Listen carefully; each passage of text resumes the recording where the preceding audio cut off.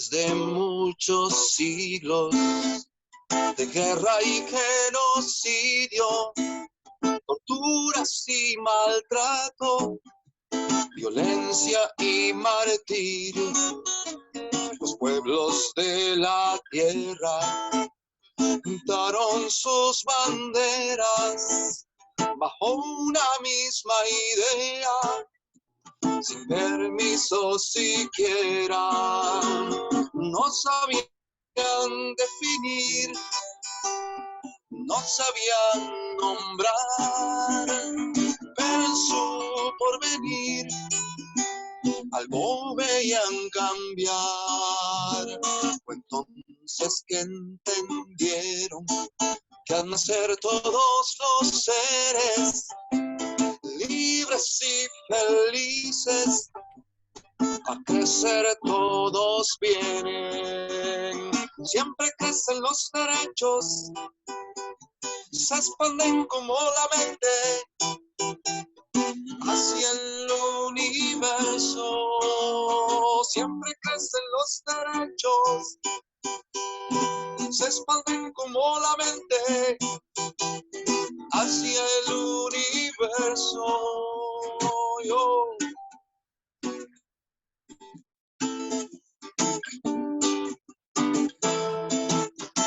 Se pisan los derechos de los indios sin tierra, los campesinos mueren sin heredar parcela.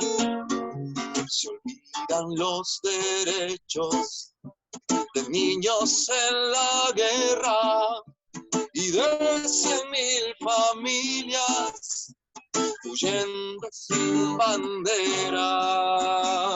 Si antepones tu fe a la felicidad,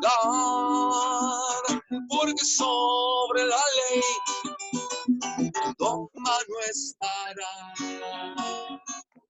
Obligación del pueblo, defenderás con celo, mandato para el gobierno, resguardo y cumplimiento.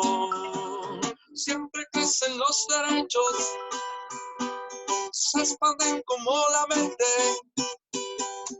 hacia el universo.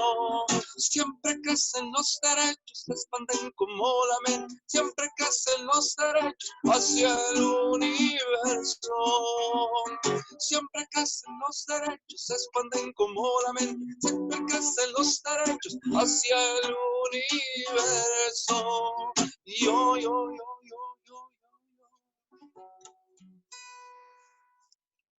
Bueno, muy amables, muchas gracias.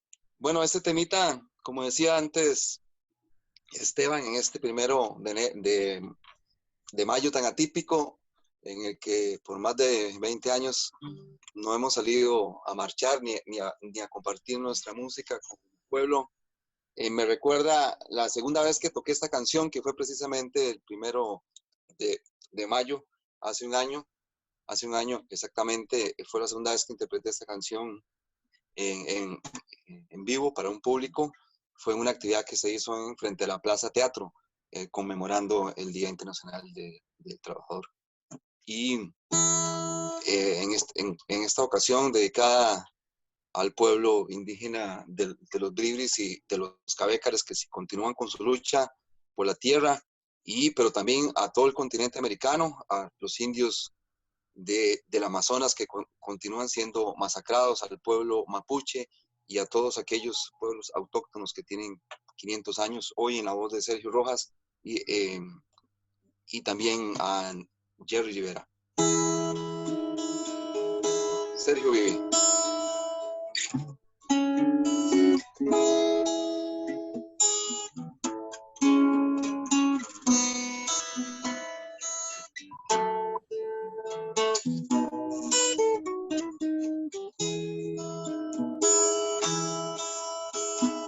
No ha muerto,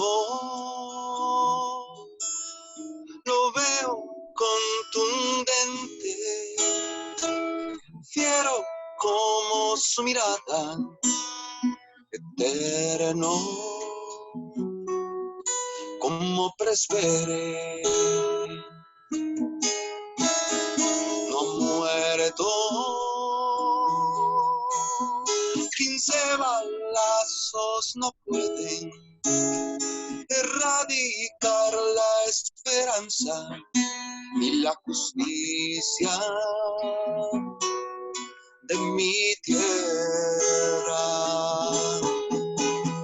No ha muerto, solo se ha fractalizado en miles de gotas rojas y veloces por tus venas. No ha muerto Sergio, ni Garbito, ni Barco, ni todos los que inspiran 5 siglos de resistencia.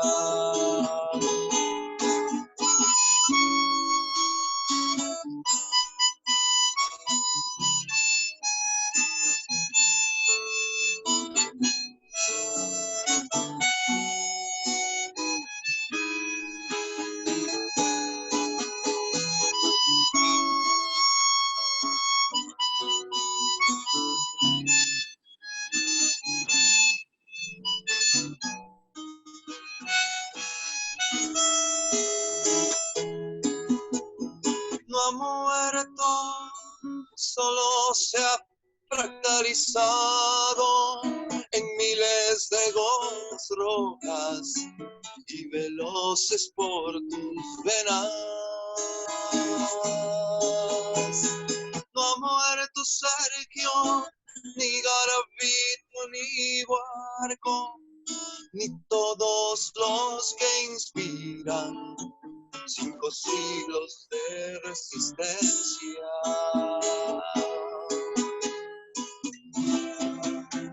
5 siglos de resistencia.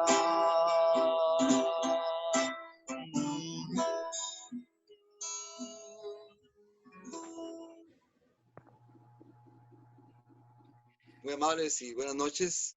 Y bueno, por aquí estaré un ratito y continúen con esta actividad. Muchas gracias, Esteban, por invitarme y nos estamos viendo. Oscar, muchísimas gracias. Como siempre, un escalofrío al escuchar sus palabras, al escuchar su voz y su guitarra y ese sentimiento de lucha. Muchas gracias. Gracias, Esteban. Un abrazo. También les recuerdo que si alguien quiere contar con Oscar para actividades o así, lo pueden contactar. Ahorita vamos a poner también el teléfono en el chat al 8618-4801, 8618-4801 o al correo oscarer66@gmail.com. Ya ahorita lo vamos a poner en el chat. Vamos a dar paso a la presentación de don Arnoldo Mora, quien nos va a dar la conferencia El ser y el deber ser de una democracia auténtica, manifestaciones de las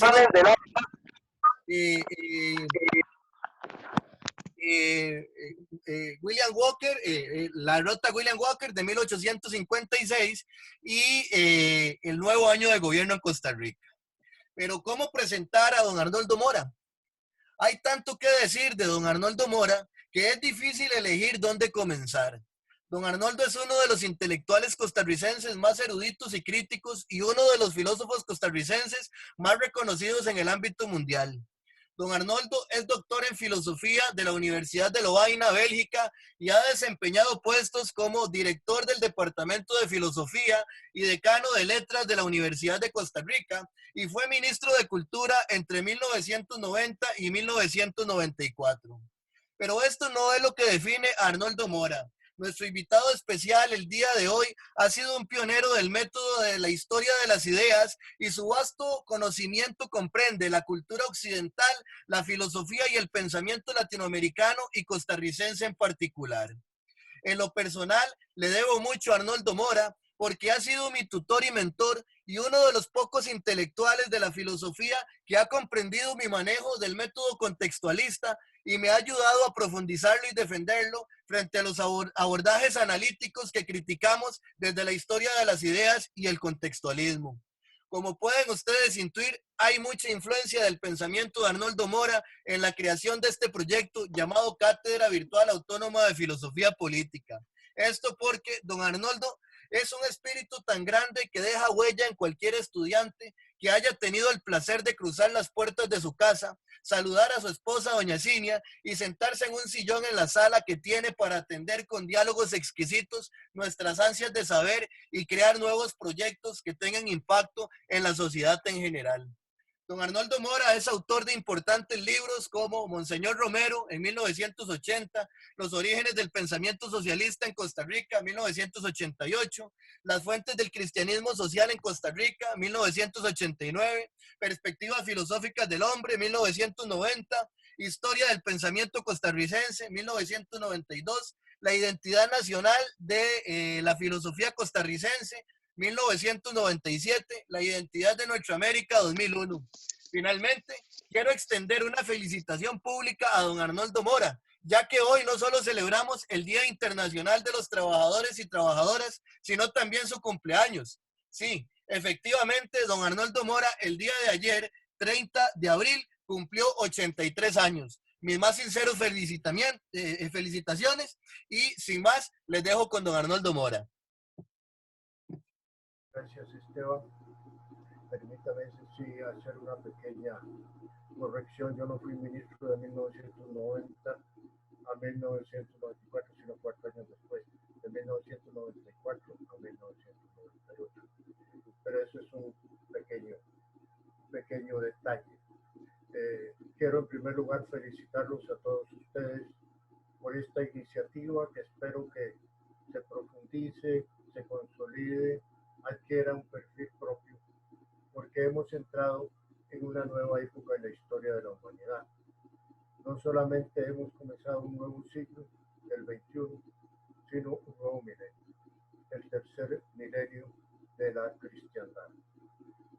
En el año 2000 comenzó lo que en el año 1000, en el año 1100, en el año 2000, en el año 2000. Es una nueva etapa y que se inicia precisamente con una pandemia. No tiene nada de extraño que esto suceda en la historia de la humanidad, porque el final de la Edad Media, después de 1000 años de dominación de la Iglesia de Roma, es lo que llamamos la Edad Media, y el inicio de la modernidad, a partir del Renacimiento italiano, se da una pandemia, se dan varias pandemias, pero la más conocida es, como todos sabemos, la peste negra, que mató a un 20-25% de la población europea, pero la peor hecatombe desde el punto de vista demográfico fue la llegada de los europeos a América.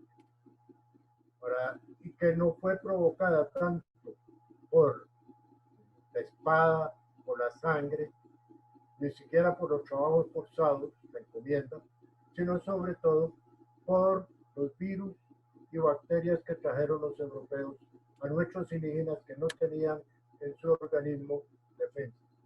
Así, la viruela, la rubiola, qué sé yo, el sarampión, todo esto produjo millones de muertes. Para dar un ejemplo de qué hablan los historiadores, nada más un ejemplo.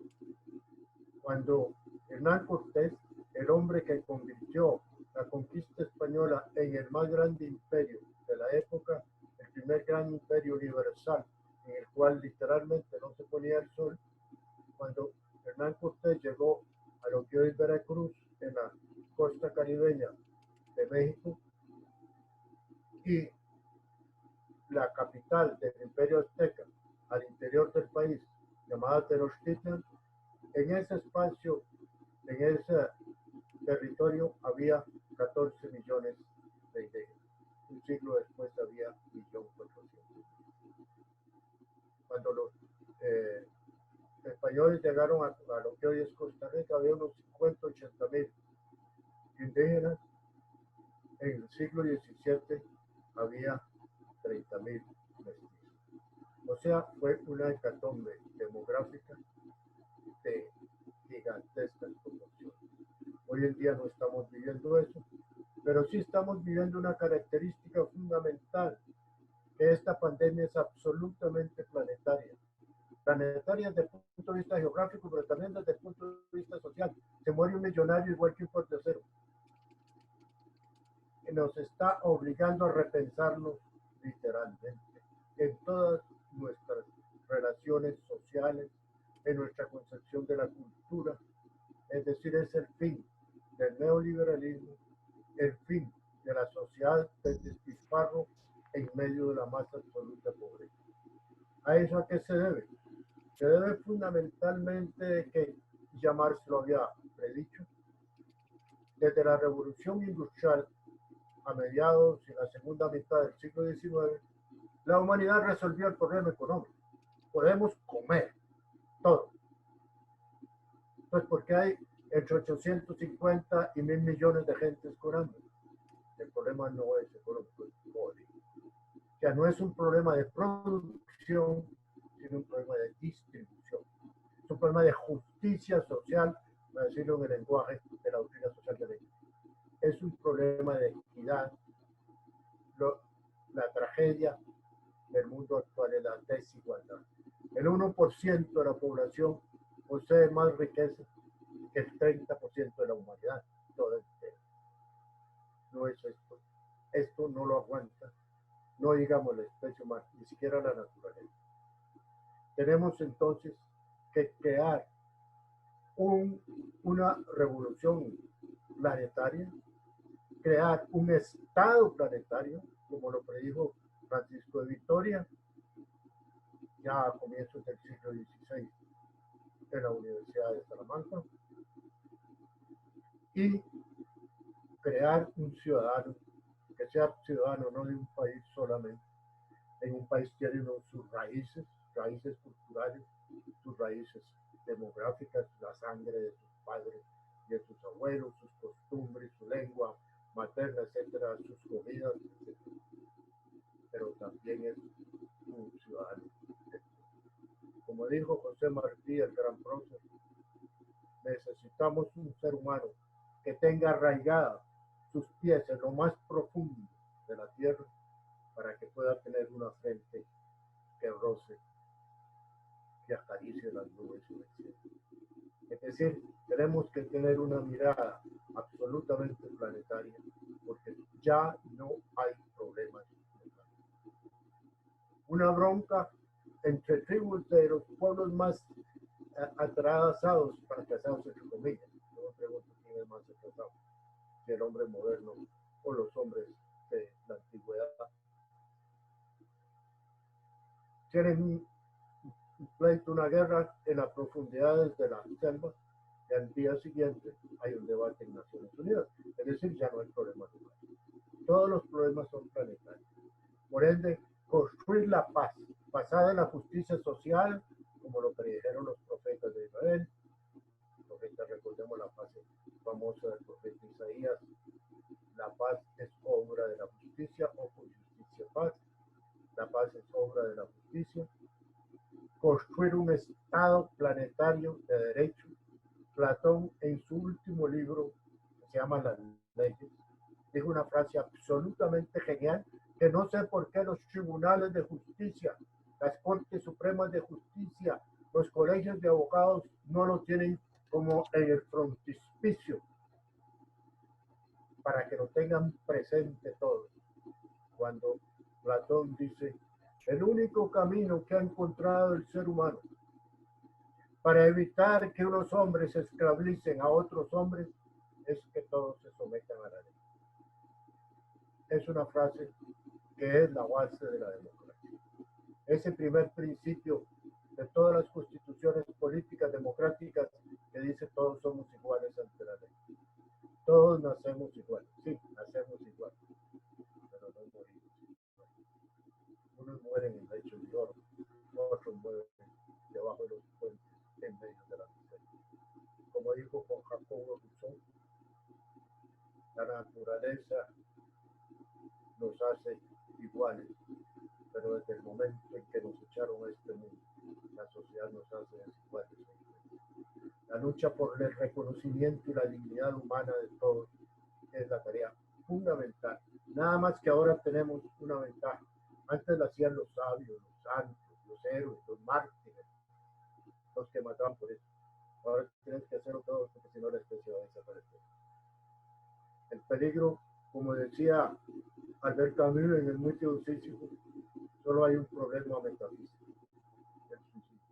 La vida vale o no vale la vida.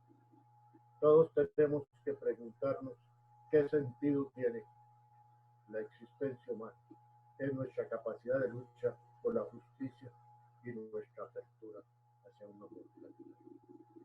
Esto es en un momento de recogimiento ya,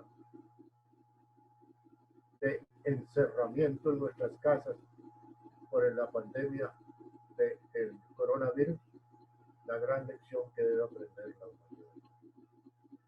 Pero para esto, entonces debemos plantearnos cuáles son los grandes retos que se plantea el ser humano. Los grandes retos que se plantea el ser humano en el mundo actual son las 4 posibilidades de suicidio colectivo. La primera se dio, como nos dice la crónica histórica, en agosto de 1945 en Hiroshima y Nagasaki. Todos vivimos bajo el terror de la sombra del hongo nuclear. El avance más grande de la ciencia, el conocimiento y la destrucción del átomo produjo este terrible resultado. Y por eso Albert Einstein, y la fórmula todos conocemos que la energía es igual a la masa por el cuadrado de la velocidad de la luz, Einstein decía, si todo el avance de la ciencia sirve solo para construir bombas nucleares, el hombre de las cavernas era más amplio. O lo que dijeron los existencialistas, filósofos existencialistas, cuando en 1945 se descubrieron los grandes lugares de exterminio que tenían los nazis, Auschwitz, Dachau, Treblinka, tantos otros, 20, 21 creo, donde se exterminaban a los seres humanos, y entonces se decían, la ciencia y la técnica han hecho al hombre más poderoso, pero no lo han hecho más feliz. La construcción de los valores y una sociedad inspirada en valores es el camino a la felicidad. La humanidad puede hacerlo, está en nuestras manos. Esa es una decisión política. Pero nada más que el concepto de política ha cambiado. Ya ahora la política no es que gobiernen unos cuantos, es la participación responsable de todos nosotros, los ciudadanos habidos y por haber, en el mundo de la política. La política es la responsabilidad que todos tenemos de todos los demás. Yo soy responsable de mí mismo, pero también mis decisiones tienen efectos positivos y negativos en todos los demás. Y esa es dimensión del encuentro con el otro. El ejercicio del poder como posibilidad de relacionarme con los demás es lo que entendemos por política. Y es el poder de influir, el poder de tener relaciones armónicas o al contrario violentas con los demás es lo que llamamos política. Y esa es un derecho, pero también una responsabilidad de todos. Nadie puede decir los políticos son esto o el otro. No, políticos somos todos. Si las cosas están mal, todos debemos asumirlas como una responsabilidad para cambiar. Por eso los felicito por esta cátedra. Eso es un esfuerzo de ustedes. ¿Por qué? Porque ¿cómo comienzan a cambiar las cosas? Las cosas comienzan a cambiar cuando tomamos conciencia. Los médicos lo dicen. La única manera de curar a un enfermo es que él se dé cuenta que está enfermo, que asuma la condición de enfermo. Si un individuo está muy grave y le importa un bledo, de nada sirve, o ni siquiera le interesa su salud, de nada sirven los mejores médicos ni los mejores tratamientos, porque él no ha tomado conciencia seriamente de su condición. La humanidad, por ende, debe tomar conciencia de los grandes desafíos porque la especie sapiens, si no asume creativamente estos desafíos, corre el riesgo de no llegar al siglo XXI. Corre el riesgo de que este nuevo milenio, el tercero, ni siquiera apenas desaparezca en sus dinteles, en su puerta de ingreso. Estos 4 desafíos son los siguientes. El primero que ya mencioné, la guerra termonuclear. Vean ustedes, ¿quién gobierna Estados Unidos? Pretende gobernar el mundo, ciertamente que no lo quieren dejar. Un loco, un desquiciado, un individuo absolutamente incompetente bajo todos los puntos de vista. Es un caso psiquiátrico. Si ese hombre, si ese individuo, iba a decir otra palabra, pero ustedes me perdonan, ustedes se la imaginan. Si ese individuo se le antoja apretar el botón, ¿qué? Los Estados Unidos tienen 1.700 ojivas nucleares y con 150 que se hagan estallar en puntos estratégicos del planeta al mismo tiempo se acaba la vida. Esa es la primera amenaza que todos tenemos. Construir un desarrollo científico, técnico, humano, impregnado de valor, donde no sea el poder político el que inspira. Yo escribí un artículo en la revista de filosofía de la Universidad de Costa Rica diciendo el deber de los científicos. Porque las bombas, las grandes bombas y los grandes armamentos de los ejércitos no los construyen los políticos ni los millonarios, los construyen científicos. Ah, pero les pagan para tener eso. ¿De dónde está la conciencia, la responsabilidad? ¿Para qué sirve entonces el saber? Para matarnos más fácilmente los unos a los otros. Y en segundo lugar, vemos el segundo gran desafío. En 1968, un grupo de científicos escribió, que se llamaban el Club de Roma, escribió un libro que se llamaba The Limits of the Growth, los límites del crecimiento, en que decía, si la revolución industrial sigue destruyendo los bosques, sigue destruyendo las especies como estamos ahora, no vamos a terminar eso. La humanidad está, el Homo sapiens, que de sapiens a veces no tiene nada, el Homo sapiens ha destruido más especies que todas las especies y que todas las hecatombes habidas y por haber en la evolución de la humanidad. El problema ecológico es un problema de primera magnitud. Poder enamorarnos otra vez de la naturaleza, de la madre naturaleza. Por eso cuando yo hablo, escribo de la naturaleza, quienes me leen, me han leído un artículo, saben, me escribo naturaleza como ellos. Es un ser viviente que nos ama y que debemos amarlo. Es nuestra madre, la madre naturaleza. Como nuestros indígenas lo vieron y lo pudieron. La tercera revolución en la que estamos viendo ahora es el fin de la destrucción de la sociedad de consumo, es el fin de la desigualdad espantosa social que ya mencionaba, cuando el 1% posee más riquezas que el 30% de la humanidad, cuando el 5% de la humanidad posee más riquezas que el 80% de la humanidad. No puede ser. Cuando podemos darle alimento a todo el mundo, sin embargo, como Monsanto y las Pfizer y las grandes transnacionales del alimento y las grandes transnacionales de la farmacia, que son grandes criminales, porque no quieren poner los conocimientos del avance científico en la medicina al servicio del pueblo, sino hacerlo un negocio, hacerlo una mercancía más, lo que Marx llamaba el fetichismo de la mercancía. Entonces llegamos a la destrucción que estamos actualmente viviendo. Como les decía, la pandemia actual, el coronavirus, es absolutamente democrática. Mata por igual al de arriba que al de abajo, mata al de un país que al de al otro, mata a un individuo de una sociedad como de otra sociedad, de una religión como de otra religión o de ninguna religión. Es el gran desafío que tenemos ahora, transformar los valores de la sociedad en que vivimos. Y que el valor no sea el valor de la mercancía, de la ley del mercado, de la oferta y de la demanda, donde no consideremos la salud como una mercancía más que se compra y que se vende,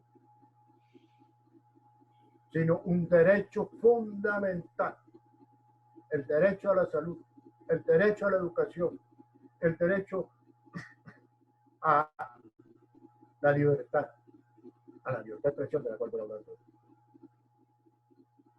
el derecho a ser humano, a no ser inferior, a vivir de acuerdo con la capacidad de producción, y esta capacidad del ser humano es infinita.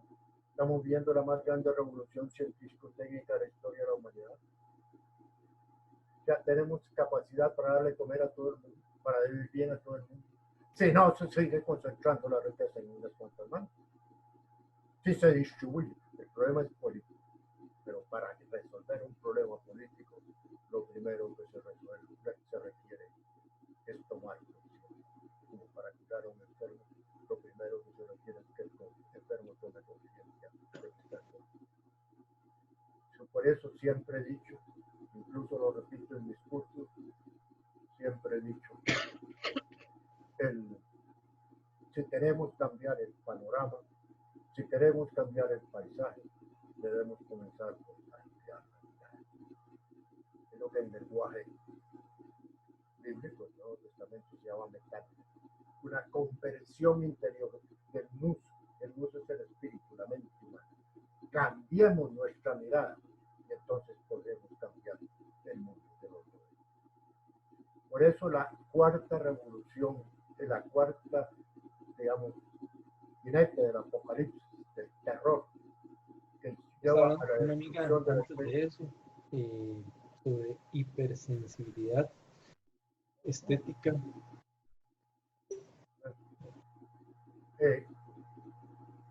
La cuarta revolución es la revolución de la información.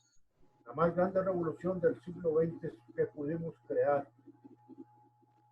máquinas pensantes, hablantes, robots, máquinas capaces de tener un desarrollo del pensamiento y de la comunicación superior al ser humano. Esto nos permitirá conquistar los espacios infinitos. Pero actualmente estamos viviendo lo que llaman fake, las noticias falsas. Y hay este Papa Francisco, que me parece uno de los dirigentes mundiales más respetables, decía que hay dos maneras de mentir. Una es decir una mentira. Ya, yo digo 2 y 2 son 5. Yo niego la verdad. Tal cosa está pasando. Bueno, estamos ustedes y yo hablando y digo, no, es mentira. Es una mentira. Pero hay otra manera de mentir, que es decir verdades a medias. Una verdad a media es una mentira entera. O negar, ocultar en el silencio algo que debe decir. Tiene que decir. Es decir, cuando no se dicen las cosas que se tienen que decir. Cuando los problemas serios no son tema central de la comunicación, y en cambio sí, los paños menores de Miss Universo llenan páginas enteras. Eso es una manera de mentir. Eso es una manera de engañar. Eso es convertir la información no en una información, sino en una desinformación. Es decir, es drogar a la gente, embobar. Vivimos la revolución, vivimos la dictadura de la información. Y por eso es que ustedes están creando medios de información alternativos. Ojalá los grandes medios de comunicación del mundo dijeran la verdad entera y no convirtieran la información en una mercancía. Desde el momento en que la información se convierte en una mercancía, desde ese momento estamos en el reino. Estos son los 4 desafíos que tenemos hoy, pero no comenzamos. En un principio, Esteban decía que yo iba a hablar de las otras 3 grandes acontecimientos, los 3 grandes acontecimientos que se dan el 1 de mayo. Ya hablé del que concierne a la humanidad en su conjunto, partiendo de la realidad del presente, porque no podemos asumir el pasado desde el pasado. Eso es lo que hace un coleccionista, no un historiador. Ni tampoco mirar hacia el futuro, porque entonces sería como una utopía, un sueño. Es a partir de los desafíos del presente que debemos buscar las raíces del pasado y al mismo tiempo mirarnos en una perspectiva hacia el futuro. El pasado, el 1 de mayo, en la historia de Costa Rica es una fecha absolutamente gloriosa, que nos debe llenar de orgullo porque nos dio dignidad y soberanía. Es la rendición de William Walker en 1856. La guerra de 1856 fue la guerra patria. Nosotros no peleamos contra España, nosotros no peleamos contra nadie, peleamos contra los blancos, contra el naciente imperialismo norteamericano. Eso es Juanito Mora, el verdadero libertador, el Simón Bolívar de América Central, porque no fue una guerra solo de Costa Rica. Aquí se libraron las batallas, aquí en el sur de Nicaragua se libraron las batallas más importantes. Y aquí pusimos los muertos. Nosotros tuvimos una hecatombe demográfica. Más del 10% de la población murió por balas, sí, pero la inmensa mayoría por el cólera mono, como yo sé, pero era efecto y resultado de esta guerra. Es nuestra gran guerra patria. El mayor orgullo que podemos tener nosotros es que uno de nuestros antepasados, en nuestra sangre, llevamos la sangre de los héroes que murieron y lucharon por expulsar al filibustero. Ese filibustero que hoy también tiene no la ideología del destino manifiesto, sino del neoliberalismo. Pero son igualmente filibusteros, no igualmente están haciendo realidad lo que William Walker en 1860 en Honduras dijo ante el paredón de fusilamiento. Lo que no pudieron las balas lo podrán los hombres. Los hombres que se han vendido y entregado a la patria son los filibusteros. Hoy en día, por consiguiente, la rendición de Walker no es solamente un hecho del pasado, tiene repercusiones en el presente. Debemos heredar nosotros la sangre de Juanito. Debemos enarbolar nosotros la bandera, la antorcha de Juan Santana. Un chorrito del pueblo, quizás analfabeto, no sé, pero que se convirtió en el símbolo del heroísmo. Y finalmente, es lo más conocido en el mundo entero, pues es hoy el Día de los Trabajadores. No hablamos del Día del Trabajo, la palabra trabajo es una palabra abstracta. Los trabajadores son seres humanos de carne y hueso, que comen, que tienen chiquitos, que duermen, que hablan, que tienen hambre, porque están siendo desocupados hoy en día. Están engrosando la legión de los desocupados por la pandemia, sí, pero también por el sistema. Muchas de las crisis que hoy en día se atribuyen a la pandemia son estructurales, o sea, provienen del sistema neoliberal que nos ha invadido. ¿Y quién está salvando a Costa Rica? Por suerte que las encuestas lo reconocen, el pueblo lo reconoce. El Estado. El Estado. ¿Qué ha hecho Bucaer por salvar del hambre, por salvar del virus a la gente? Nada. Han sido la Caja del Seguro Social, el gran logro social de la década de los 40, cuando se formó un enorme frente patriótico. El gobierno del doctor Rafael Ángel Calderón Guardia, un gran humanista, el gran reformador social de Costa Rica. El gran líder Manuel Mora Valverde, que supo dejar de lado dogmatismos y usó el marxismo como un método de análisis de la realidad y se ligó a un arzobispo profético, visionario. Y ojalá algún día lo hagan santo en el Vaticano, que fue Víctor Manuel Sanabria. Calderón Guardia, Manuel Mora y Víctor Sanabria encabezaron la más profunda revolución, reforma social que ha tenido nuestro país. Y luego en la segunda república, José Figueres, que era un campesino de la lucha ya en San Cristóbal, en las montañas del Cerro La Muerte. José Figueres, hijo de catalanes, cuya lengua materna no era el castellano, sino el catalán. José Figueres nacionalizó la banca, suprimió el ejército e impuso un impuesto del 10% del capital. Todos sabemos que una guerra civil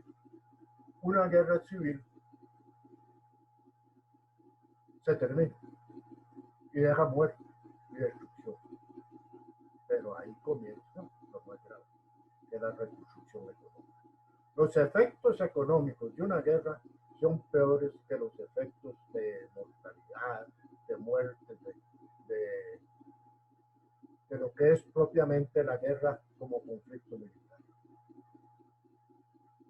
José Figueres es el primer gobernante en la historia de América Latina, que yo sepa, que aquí un historiador me puede corregir, pero que yo sepa, es el primer líder político absolutamente dictatorial. O sea, porque la Junta de Gobierno gobernó 18 meses y no había constitución política ni partidos políticos y los enemigos, los adversarios políticos estaban en la cárcel o en el exilio. No había prensa de oposición, pero usó ese poder totalitario para el bien de Costa Rica. Y de manera particular me voy a referir a cómo reconstruir económicamente Costa Rica, porque vamos a curar, yo espero que sí, que la ciencia logre crear las medicinas, los tratamientos, etcétera, la vacuna contra el cólera morbus, contra la corona actual, la epidemia actual, pero las consecuencias económicas, la pobreza y la miseria que va a quedar.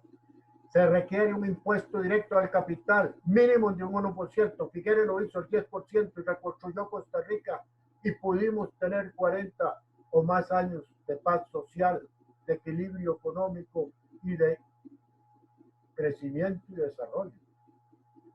Precisamente porque el gran capital pagó. Hay que poner a UKG para pagar impuestos. Hay que poner un impuesto directo al capital para reconstruir a Costa Rica y no dejarlos que sean los pobres y la clase media, porque la clase media es la que sostiene el consumo, la que sostiene las empresas mediante los trabajadores especializados. Las universidades están haciendo una investigación tremenda. Inciensa le está dando la vuelta al mundo, porque los avances en el genoma del virus el coronavirus, los han descifrado ellos. Ha sido el Estado social, ese Estado que quieren destruir, ese Estado que quieren considerar como el responsable de todos los males. No. Si no hubiera sido por el Estado social, estaríamos peor que los peores países del mundo. Estaríamos como Ecuador, Guayaquil, donde gobierna la oligarquía. No hay vivos suficientes para enterrar a los muertos como en la Edad Media. Estaríamos haciendo zanjones como en Nueva York para depositar los cadáveres ahí. Debemos defender el Estado social de derecho. La pandemia de hoy en día es el primer y mayor desafío que actualmente tenemos, pero también los otros 3 desafíos, los 4 desafíos. Esa es la filosofía política, es pensar, pero también es actuar. Pensamos para tener más lucidez a la hora de nuestro compromiso. Esto, por eso los felicito, y ya con esto pongo final a esta mi charla de hoy, con esta cátedra, que sea una cátedra de conciencia, de concientización. Que todos ustedes reciban vitaminas y vacunas de conciencia. Necesitamos tener ideas claras para tener un camino lúcido y un compromiso claro. Como decimos en filosofía, a veces no tenemos soluciones adecuadas porque las soluciones son respuestas, pero toda respuesta supone una pregunta. Y si la pregunta está mal planteada, cualquiera sea la respuesta que demos será equivocada, será la respuesta no indebida. Planteemos lúcidamente los problemas, o como digo yo, de la medicina. La medicina no es ciencia porque cura, porque al fin y al cabo todos nos morimos. Entonces sería un fracaso. La medicina es ciencia porque diagnostica. Porque hace un diagnóstico adecuado, científico, objetivo, analítico de la situación de un paciente. El diagnóstico de la realidad como es el primer paso a solucionar la realidad. Una cátedra como esta debe ser la posibilidad de que tengamos luces para diagnosticar la realidad. Como los laboratorios sirven para curar las enfermedades y combatir las pandemias, las cátedras del pensamiento patriótico nuestro deben ser el laboratorio para la conciencia de la humanidad. Eso es lo que quería decir. Bueno, primero que todo, agradecer a don Arnoldo Mora, ¿verdad? Por sus disertaciones, sus reflexiones y su entrega, su colaboración a la construcción de esta cátedra que la estamos haciendo entre todos y todas. Las personas que se quieren ir involucrando también, de las personas que están en el auditorio, pueden comunicarse a los correos de la cátedra. Los proyectos siguen avanzando. Don Arnoldo, no sé si cómo se siente de cansancio o así como para hacer una ronda de comentarios y preguntas. Bueno, digamos que un cuarto de hora, 20 minutos y aguanta. Recuerden que esto me cansa. Claro, claro. Esto sin papel. Entonces, tal vez yo sé que aquí hay, por ejemplo, varias personas que son ex estudiantes de don Arnoldo Mora y que tienen algún comentario, tal vez como hacerlo bien sintético, debido a que para que don Arnoldo pueda descansar, ¿verdad? Porque estamos desde la tarde tratando de entablar todas las cuestiones tecnológicas para conectarnos, ¿verdad? Entonces, tal vez si somos sintéticos y sintéticas en los comentarios, para que luego don Arnoldo nos pueda brindar un cierre. Pues espero que todos hayan oído bien, que no haya habido problemas de audio. Sí. No sé si alguna persona quiere asumir la palabra. Buenas noches, Esteban y don Arnoldo, compañeros. ¿Me escuchan bien? Sí, sí. ¿Quién habla? Mi nombre es Juan José Piñal Chavarría, don Arnoldo. Yo le hablo desde Punta Arenas. Ajá. Y también soy marciano. Nada más quería contar una cosa. En el juego que hay entre las necesidades materiales y la creación de conciencia, hay un juego dialéctico, ¿verdad? Usted ha denotado algo que yo también venía dándole vuelta, pero usted me lo confirma, porque yo soy un marciano sin estudios muy allá, sin títulos. Bien, este es un momento en que la supraestructura, o sea, el pensamiento se antepone o se debe anteponer a la infraestructura, a los cambios económicos y materiales. Es cuando ocurre un salto cualitativo, ¿verdad? Es decir, uno siempre, según nosotros concebimos el desarrollo de nuestra sociedad, son los cambios en la economía, en la producción, en lo material, lo que generan los cambios en el pensamiento, en las ideas y en la organización. Pero llega un momento en que hay una contradicción muy grande entre ese pensamiento y la realidad. Y entonces ahí es cuando ocurren las revoluciones. Y yo creo que usted bien lo recalca. Hace falta que los valores vuelvan a ser redefinidos, retomados, y a partir de ahí generar el cambio con comunicación, organización y transformación de la economía, ¿verdad? De la distribución de la riqueza y salvando el planeta. Gracias. Bueno, sí, todo lo que usted hace es un análisis marxista muy correcto. Nada más que yo le aconsejaría que no vea una relación mecánica entre infraestructura y superestructura.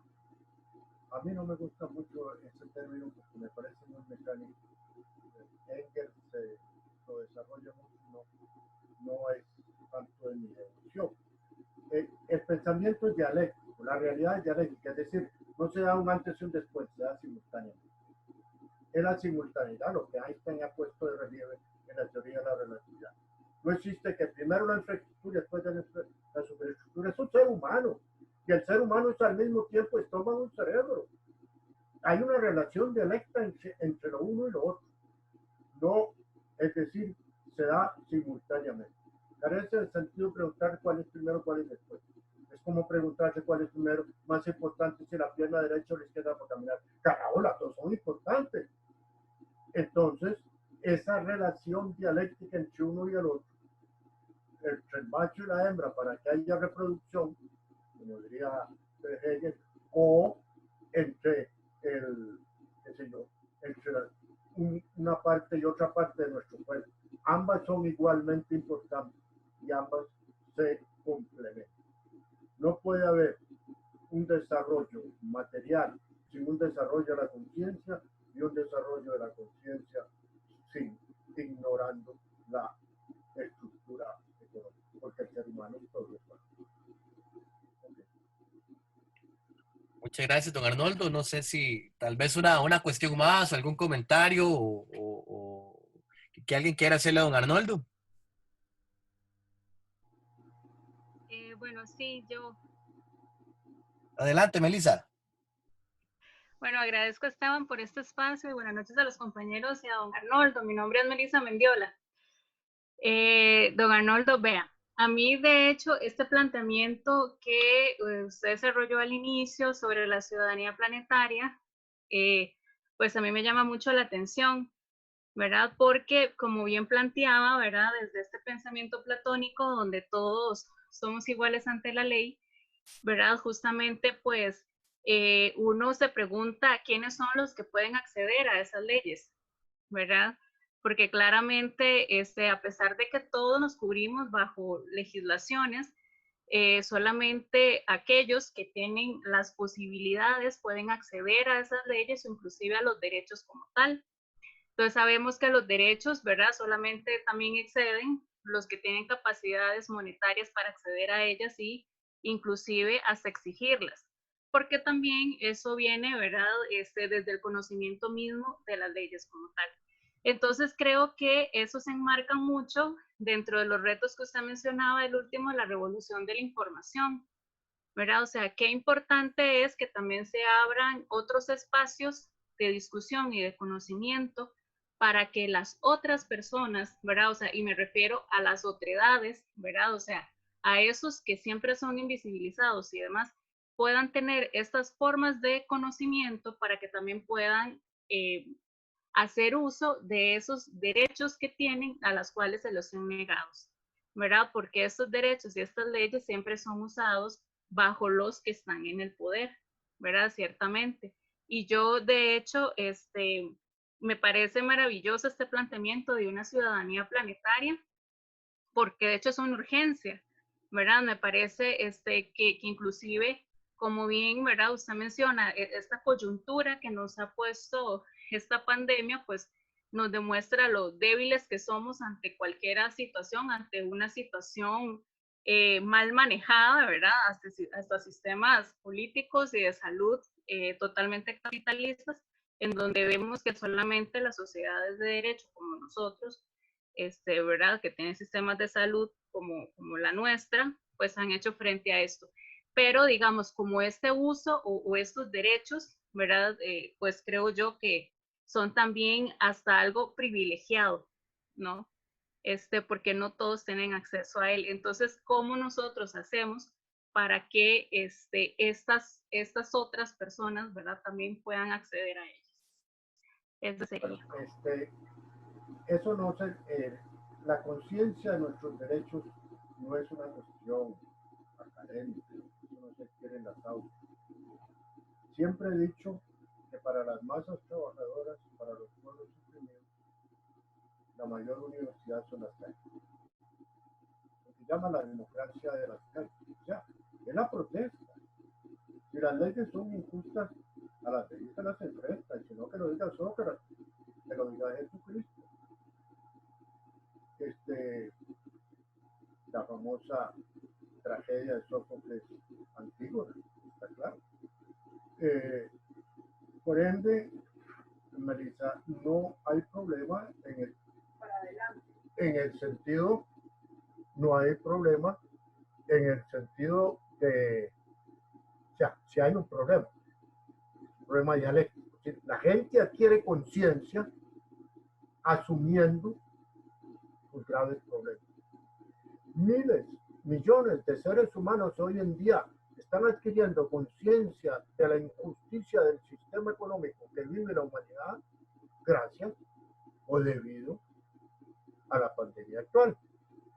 Eso no se enseña teóricamente. Las grandes transformaciones se operan en la historia, como dijo el filósofo Hegel, al cual unos dicen que es un idealista, pues dijo una gran verdad. No son las grandes ideas, sino las grandes pasiones las que han hecho la historia. Cuando la gente se apasiona por la justicia, nada ni nadie los detiene. Cuando la gente se apasiona por un valor y por un ideal, nada ni nadie lo detiene. Y cuando son los pueblos los que adquieren esa conciencia. Y ahora millones de millones están adquiriendo esa conciencia. Vea usted el absoluto desprestigio en que ha caído el sistema económico norteamericano, que es el país, era hasta hace poco el país más rico del mundo, y sin embargo es el país que tiene mayor cantidad de muertos y mayor cantidad de víctimas de la pandemia. ¿Por qué? Porque el poder se concentra en el poder económico, el poder político, como ya sabemos, en un sistema capitalista, pues la política no es más que el folclore de la economía. Entonces, es el desarrollo de la conciencia, y eso se adquiere en la lucha, en la transformación dialéctica, es decir, en la confrontación. Marx llamaba eso la lucha de clases. Ahora es muchísimo más que la clase social. Ahora, y esa ha sido toda mi conferencia, como ustedes dijeron, ahora es la lucha por la sobrevivencia de la especie. ¿Habrá Homo sapiens en el siglo XXII o no habrá? Eso es ser o no ser, como diría Haber. Ese es el problema. Pero, Elisa, eso se adquiere mediante la lucha. Y usted ve que una persona, por eso exalté tanto a Juan Santamaría, una persona que a lo mejor es analfabeta puede convertirse en el gran líder, porque en un determinado momento encarna él los valores fundamentales de la especie humana. Eso es, pero claro, la lucha, la conciencia se adquiere de esa manera, a través de la lucha.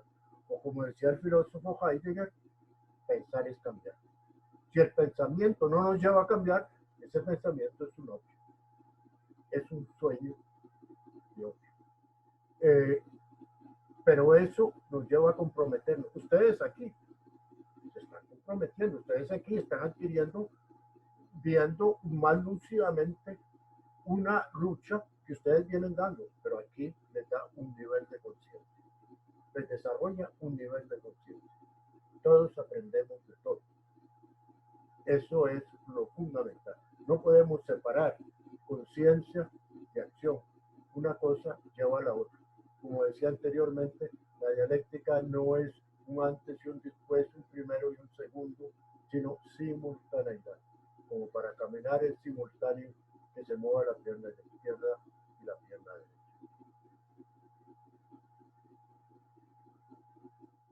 Una más y terminamos. Una más y terminamos. Perfecto, don Arnoldo. ¿Quién quiere aprovechar el último espacio de interacción con don Arnoldo esta noche?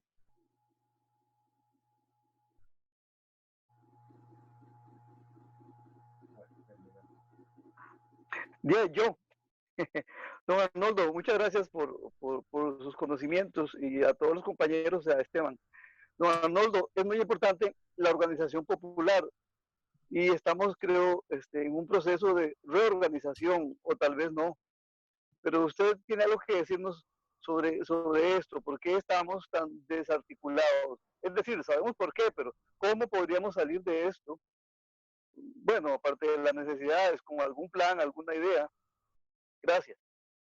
Usted plantea un problema central, que eso podría ser el tema, ya me estoy comprometiendo, pero más adelante, dentro de unas semanas, tal vez cuando ya no estemos tan acongojados por el coronavirus, el tema de formar un frente patriótico, más allá de los partidos.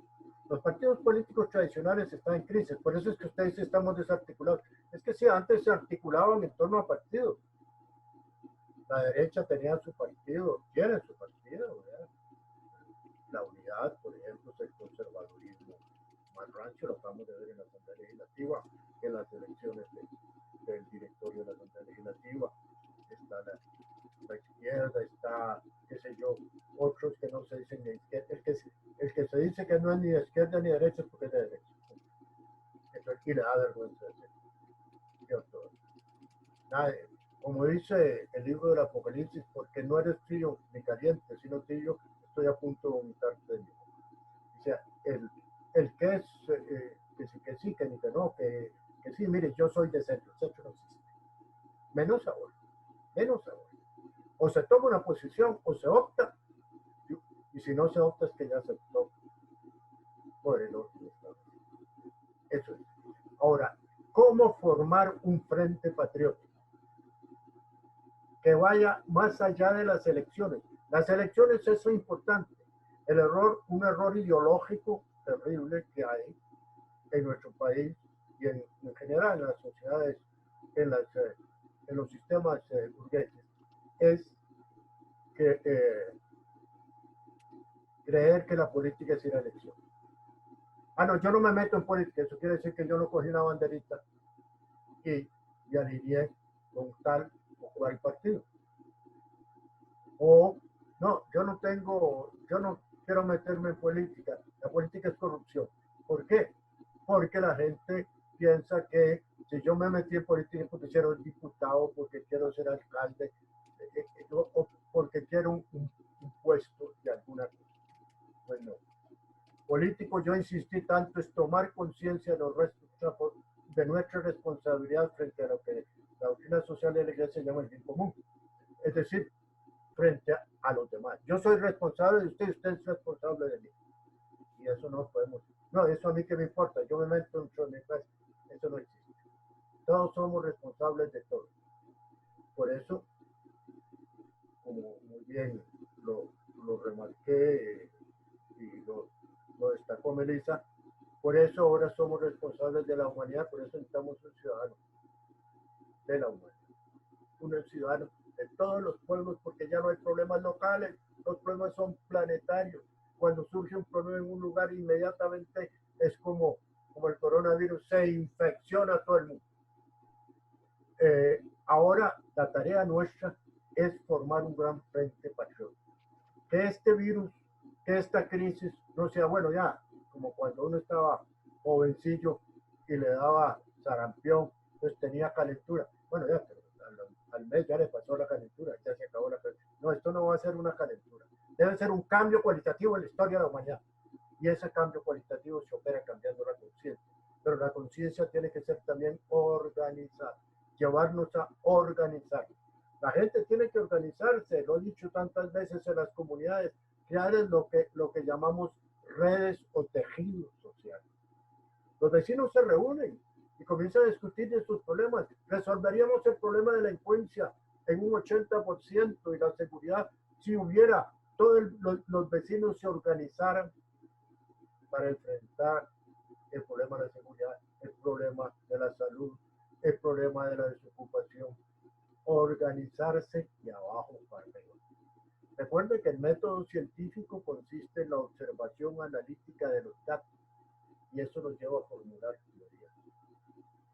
Así, partiendo de los problemas locales, uniéndonos y formando redes sociales, podemos enfrentarnos y podemos formar un enorme frente común de todos los costarricenses para que 1856 no sea una fecha del pasado, sino una conciencia permanente de toda nuestra sociedad. Bueno, muchas gracias a don Arnoldo Mora. Nos motiva a seguir adelante, ¿verdad? Es parte del proceso que venimos haciendo en la Cátedra Virtual Autónoma de Filosofía Política. Aquí tenemos un posicionamiento en contra de lo que son los sistemas opresores de la evaluación académica. Aquí todos los actos que se ejecutan, así como ustedes están aquí, yo estoy aquí, don Arnoldo está aquí, son actos morales porque se ejecutan en completo uso de la libertad. Entonces, así es como pretendemos gestar la cátedra, pretendemos que personas se empoderen y asuman éticamente ese compromiso con transformar la sociedad y se vengan aquí sumando.